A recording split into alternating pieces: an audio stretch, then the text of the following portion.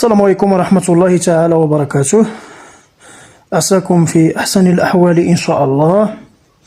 وبعد، فإن من بين الأسئلة التي تردني أيضا في إطار التفاعل مع الأسئلة التي تصلني عبر الخاص، إما على الفيسبوك الذي سوف تجدون رابطه في الوصف، أو عبر الواتساب، أو عبر تعليقات في منصة اليوتيوب أو شيء من هذا القبيل، وهي: أستاذ، هل سنراجع تخصص اللغة العربية فقط في الثانوي الإعدادي والثانوي التأهيلي ثم ما بعد البكالوريا في الجامعة، أم أننا مطالبون بمراجعة النحو والصرف في من المرحلة الابتدائية إلى ما بعد ذلك؟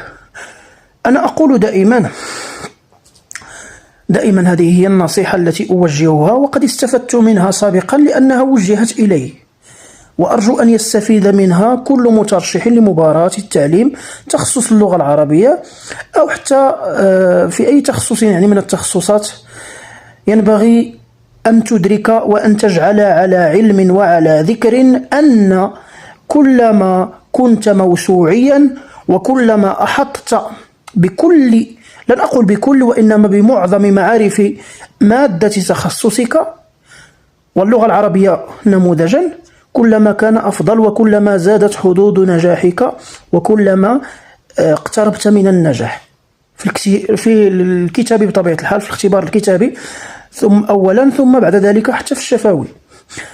كلما كنت محيطا بمعارف تخصصك سواء من الابتدائي إلى الجامعة أو ما بعد الإجازة، الماستر إلى آخره، كلما كنت متعمقا وموسوعيا كلما كان أفضل. وحتى التوصيف الذي يروج حاليا، وسنقوم إن شاء الله فيما بعد بتنزيل أو برفع مقطع فيديو نقدم فيه قراءة لهذا التوصيف الخاص باللغة العربية.